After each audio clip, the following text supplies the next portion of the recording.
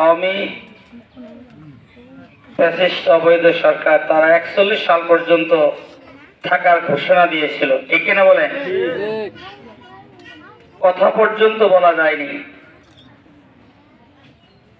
কথা বললে আওয়ামী লীগের পক্ষে কথা বলেই এই বাংলাদেশে থাকতে হবে, এরকম দাম্ভিকতাপূর্ণ তারা কথা বলেছিল। কথা ঠিক কিনা? তাদের সে দাম্ভিকতা কোথায় গেল? আমরা তারা সরকারে থাকা অবস্থায় আমরা বলে আসছিলাম পুলিশ প্রশাসন নীরবতা পালন করুক, আপনারা মাঠে আসেন, আমরা মাঠে আছি, 1 ঘন্টা আপনারা টিকে থাকতে পারবেন না। কি বলেছিলাম কিনা বলেন? তারা এই দুঃসাহস দেখাইতে পারেনি। কথা ঠিক কিনা বলেন? জামায়াতে ইসলাম এদেশে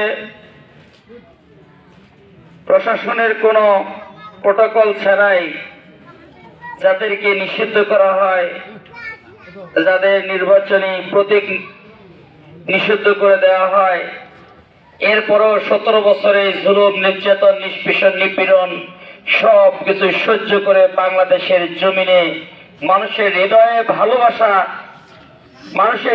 ভালোবাসার স্থান করেই এই জমিনে টিকে আছে। কথা ঠিক কিনা বলেন? আর ক্ষমতা ছাড়ার 1 ঘন্টার মতো তারা বাংলাদেশের জমিনে টিকে থাকতে পারেনি। কথা ঠিক কিনা বলেন? সেই দাম্ভিকতা কোথায় গেল? শেখ হাসিনা যখন 2:30টার দিকে যখন পদত্যাগ করলো, তারপরে আর তাদের দলের লোক আর খুঁজে পাওয়া যায় না। কি কথা ঠিক কিনা বলেন? আর আমাদের নেতৃবৃন্দদেরকে শহীদ করা হয়েছে, জেলে পাঠানো হয়েছে, হাজার হাজার নেতা কর্মীদের বিরুদ্ধে মামলা করা হয়েছে। মনে হয় এটা আমাদের মাতৃভূমি নয়। আমরা হয়তো কোন দেশ থেকে মনে হয় চলে আমরা ফেরারি হিসেবে ছিলাম এই দেশে, এরকম আমাদের সাথে আচরণ করা হয়েছে। কথা ঠিক কিনা বলে? আমরা আমাদের এই দেশকে ভালোবাসি আমাদের প্রাণের চেয়েও বেশি। কথা ঠিক কিনা বলে? যার কারণে তোমরা আমাদেরকে মেরেছো, আমাদেরকে জেলে দিয়েছো। ইতিহাস নাই আমাদের নেতা একজন পালিয়ে গিয়ে বিদেশে রয়েছে। কথা ঠিক কিনা? আর তোমরা এই লক্ষণ দেখে 5 তারিখের আগে অনেকে তোমরা পাড়ি জমিয়েছো বিদেশের মাটিতে। কথা ঠিক কিনা বলে? তাহলে তারা এই দেশকে বেশি ভালোবাসে না আমরা এই দেশকে বেশি ভালোবাসি? আমরা এই দেশের মানুষকে বেশি ভালোবাসি না তারা এই দেশের মানুষকে বেশি ভালোবাসে? সজীব ওয়াজেদ জয় তো বলেছে আমার মা আমার খালা চলে এসছে, আর তোমরা কি করো না। একসাথে তোমরা সব কিছু লুটে পুটে খেয়ে এখন আর নেতা কর্মীদের দায়িত্ব তোমরা গ্রহণ করছো না। কথা ঠিক কিনা বলেন? তার কারণ তারা তাদের নেতা কর্মীদের সেই আদালত তাদেরকে তৈরি করা হয়নি। ধরো মরো খাও, এটাই ছিল তাদের নীতি। কথা ঠিক কিনা? কি আপনাদের খারাপ লাগছে নাকি?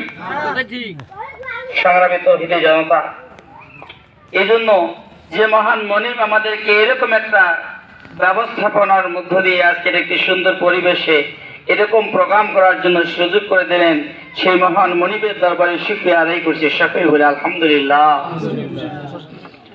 বিশ্ব নবীর পবিত্র নামে দরুদ পেশ করছি।